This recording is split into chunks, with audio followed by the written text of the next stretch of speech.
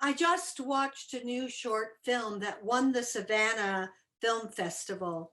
It's a film that is called Steam. It's a musical, and it is to bring, John, correct me if I'm wrong about this, it's to bring the gay community more into the Western world.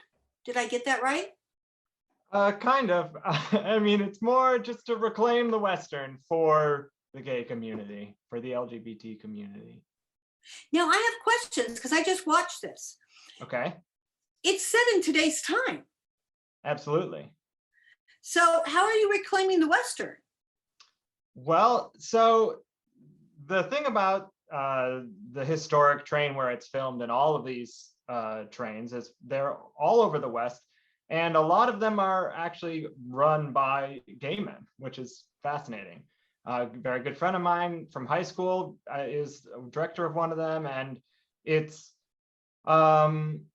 fascinating to see how much, preservation and history the gay community takes in the railroad, which is, I guess, odd and fascinating, but setting it in a contemporary time allows us to be open and allows us to show the stories of today, with the tools of the Wild West.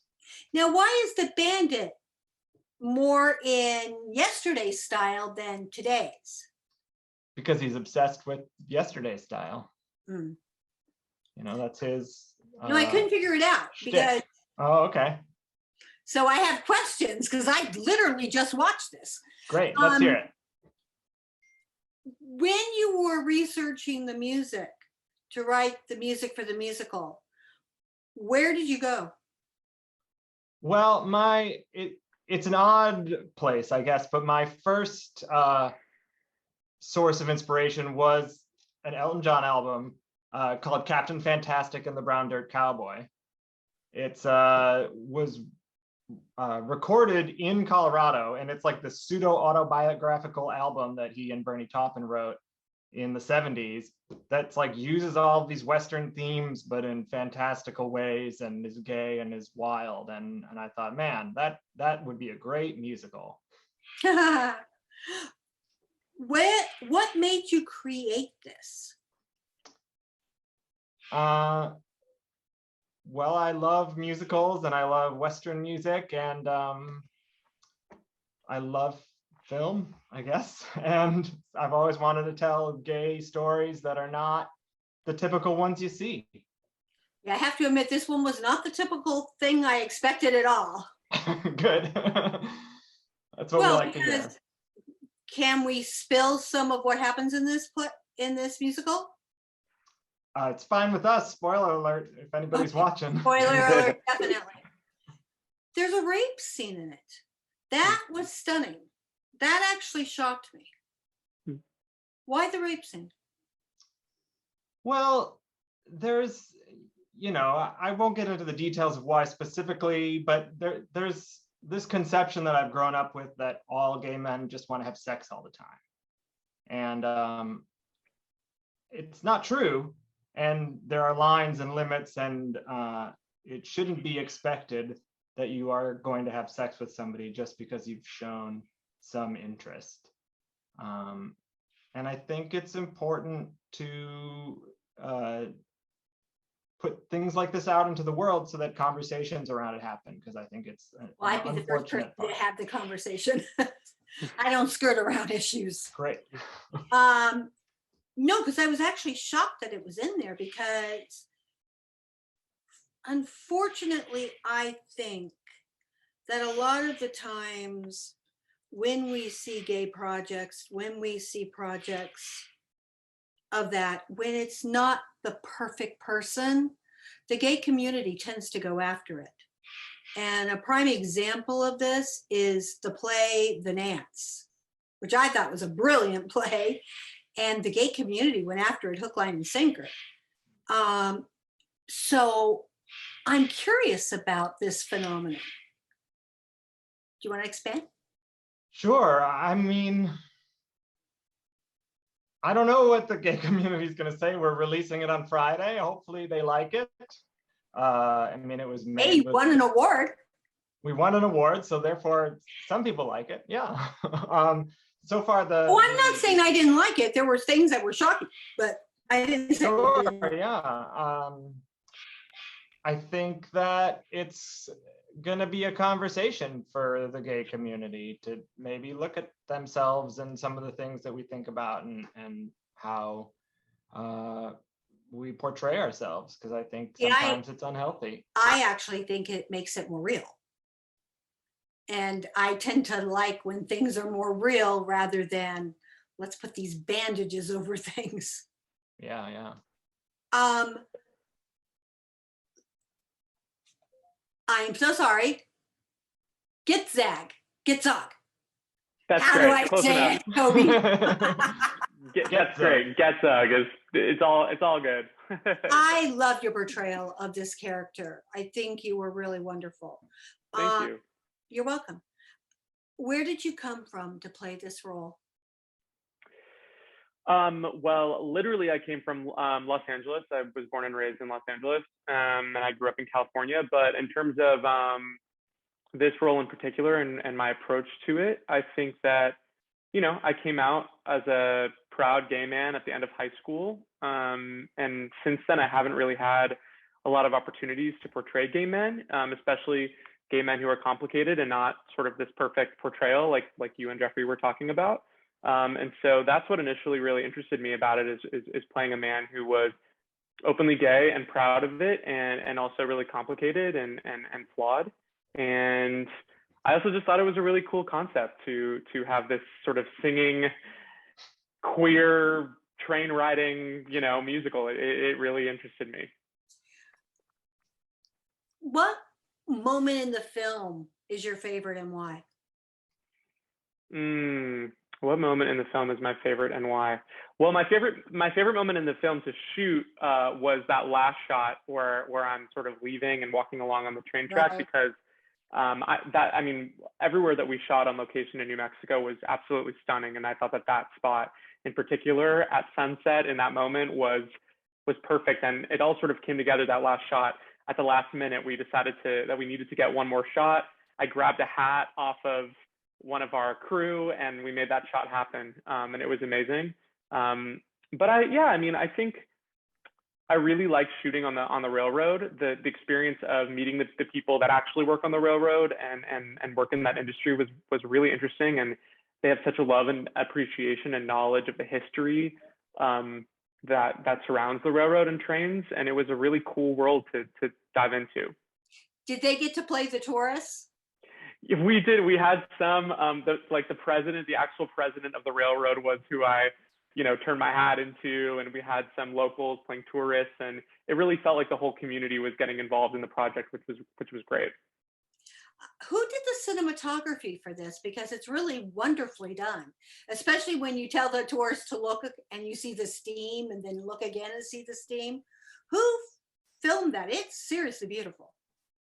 It's this guy named Luke Sargent. He's a friend of mine from USC.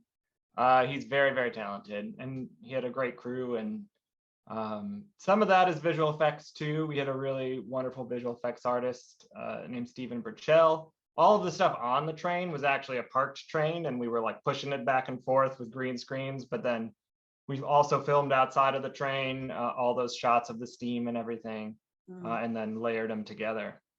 Now, I don't know much about the Savannah Film Festival. Is it everybody gets to go into the festival, or is it a gay film festival? What is it? Oh, it's the Savannah College of Art and Designs Festival. So it's an art school, and they have a festival where they show a bunch of premiere films, and the not gay specific. No, I mean, there was an LGBTQ sector of like several short films that were in it when we were there, because they like to group things together in that way at film festivals. But it was not, it's not a gay festival or anything. What's the next steps for this film?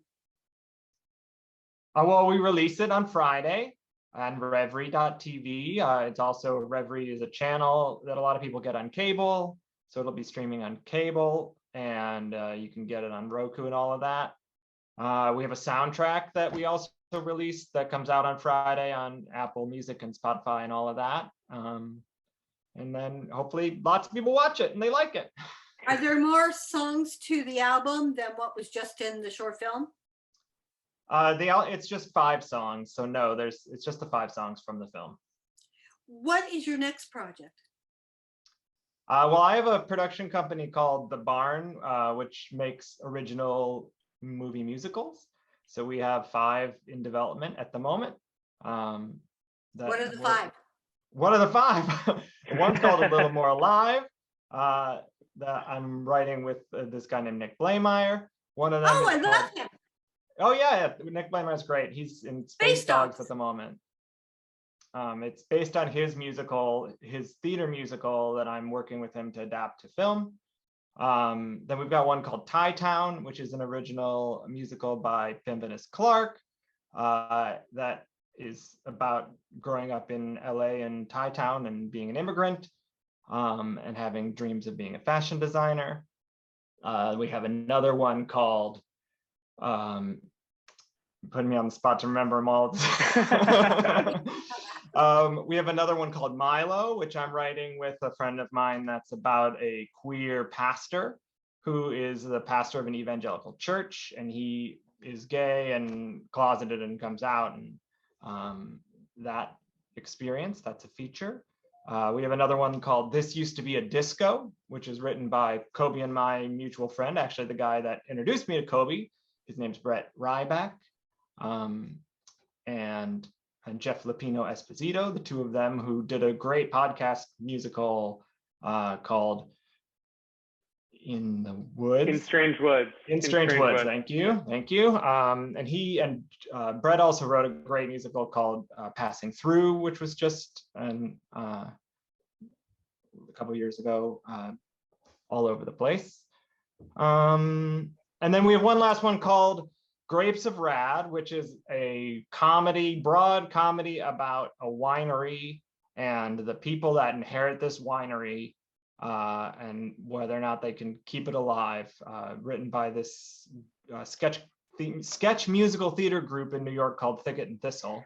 They play all the same instruments, or they all play instruments on stage while they perform, and They're great. They're amazing. Kobe is also on tour, and I'll let him say stuff about what he's doing. Kobe, what are you doing? So I'm actually in San Francisco, which is why my internet keeps cutting in and out. Sorry. I'm on tour with the Band's Visit, the musical.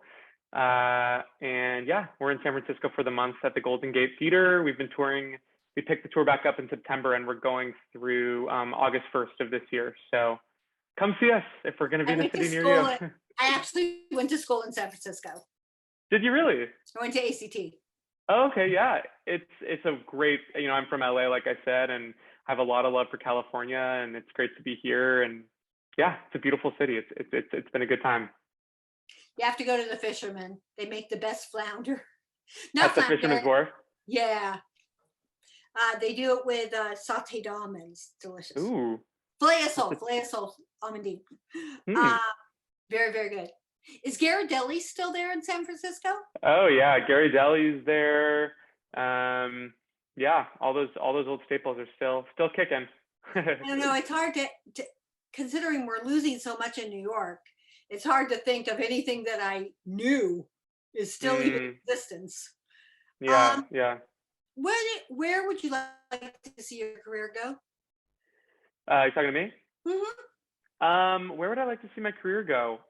Well, my first love is theater. I have a background in Broadway shows and plays. So I'd like to keep doing that. And then I'd like to do more TV film as well. It was a great experience working with Jeffrey. I'd like to collaborate with him more, hopefully, in the future. Absolutely. But yeah, no, I'd like to keep making cool stories, queer stories, and yeah, I would love to be able to do it all. Do you have a dream role? Do I have a dream role? If we're talking Broadway shows, I'd love to play Leo Frank in Parade. That's a dream role of mine. What else? That's the big one that comes to mind. But yeah, yeah. And John? Jeffrey, sorry. Jeffrey. Jeffrey, so sorry. What is it? Where do you see your career 5 years from now? Hopefully making movie musicals. I mean, we're really passionate about original movie musicals, and hopefully I'm producing or directing or writing or helping get more of them made. And when you can see this show starting Friday, Yep. will it be being released anywhere else? They have the rights for 5 years or something. Okay. So it'll be streaming worldwide on Reverie.tv Oh, fabulous. for at least the next 5 years.